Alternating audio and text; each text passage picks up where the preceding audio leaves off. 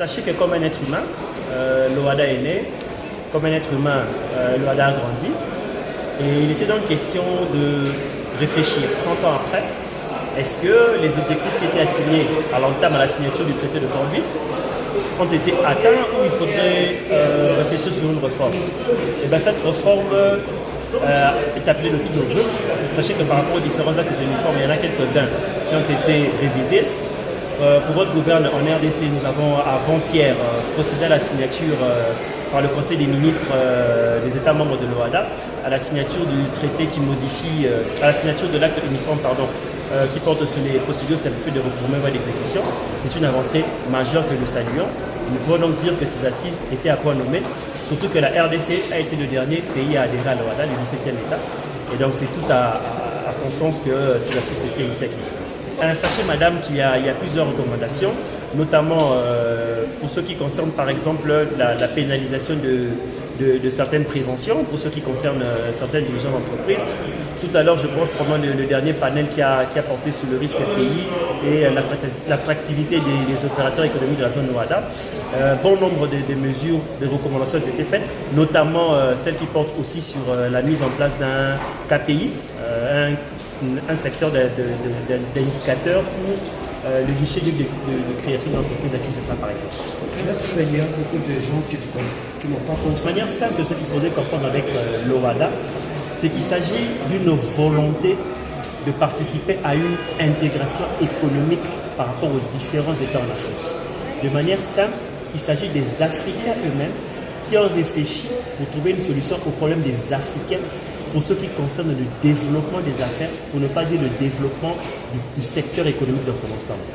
Donc il faudrait simplement retenir que l'OHADA est une organisation des Africains pour les Africains en vue de faciliter l'attractivité du développement des affaires en Afrique.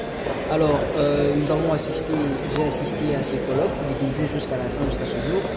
Alors, après 30 ans de l'organisation pour l'harmonisation en Afrique des droits des affaires, l'OHADA a eu des avancées, notamment dans tous ces domaines, dans tous ces compartiments, partant du secrétariat permanent, de l'ERCHUMA et la CCJA. Après 30 ans, on peut dire que l'OHADA a des avancées significatives avec l'avènement des actes uniformes, les révisions. Aujourd'hui, on peut dire que nous avons un droit commun ou encore un droit uniforme au niveau de l'Afrique qui permet les échanges, qui permet la suppression, je peux dire, de frontières au niveau législatif, et c'est vraiment avantageux pour l'économie du pays.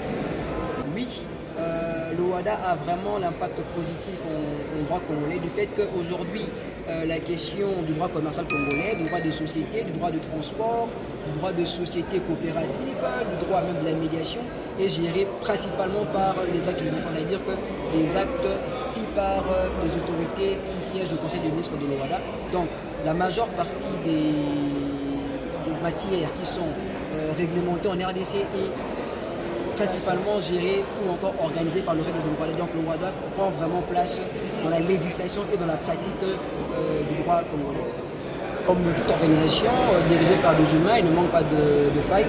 Alors il y a plusieurs recommandations telles que renforcer le système de guichet unique, renforcer notamment la question de la jurisprudence de la Cour, essayer de revoir les questions sur les procédures simplifiées, organiser la médiation et même séparer de la médiation ou bien l'arbitrage de la Cour et l'arbitrage de parties. Donc plusieurs recommandations ont été faites quant à ça.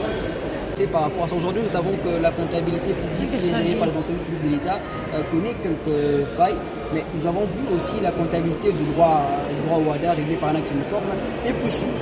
Et on pense d'ailleurs que, comme je l'ai tantôt suivi au Cameroun, où la comptabilité publique a été mise de côté au profit de la comptabilité de droit OHADA, qui est pratiquement plus souple. On espère aujourd'hui aussi, on espère plus tard que la comptabilité congolaise puisse s'adapter ou bien prendre quelques emprunts de la comptabilité OHADA pour assouplir ces mécanismes.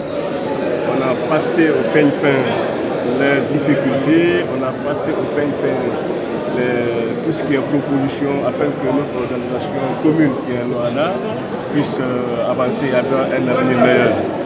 On a parlé de l'impact de l'OHADA sur le monde des affaires. On a parlé de l'originalité de l'OHADA, c'est-à-dire l'outil vraiment africain au service de l'intégration africaine. C'était une première, c'était très instructif. C'était vraiment très patent de rencontrer des experts, les pères fondateurs de l'OHADA, les praticiens de l'OHADA, les praticiens du chiffre du droit de l'OHADA, venir débattre des thèmes aussi variés que les relations de l'OHADA avec les partenaires, aussi variés que l'apport de l'OHADA sur l'économie, aussi variés que la formation des acteurs de la justice et des auxiliaires de justice. Bref, de tout ce qui pratique, manipule, vive et utilise le droit OHADA. Après, c'était Dire brièvement que le bilan de l'OHADA est positif. C'est une œuvre humaine, elle mérite d'être améliorée.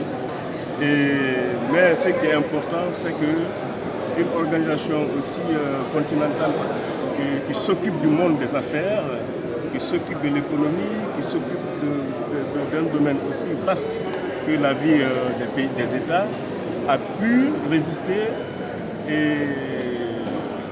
à tous ces temps-là pour sortir grand comme un instrument qui vraiment peut servir aux pays africains de se développer.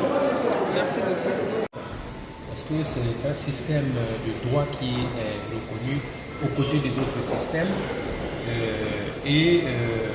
L'avantage que nous avons maintenant avec l'OHADA, c'est qu'il y a l'assainissement des affaires, il y a le droit des affaires qui est maintenant codifié avec l'unification à partir des actes conformes qui sont d'une applicabilité directe dans tous les États membres.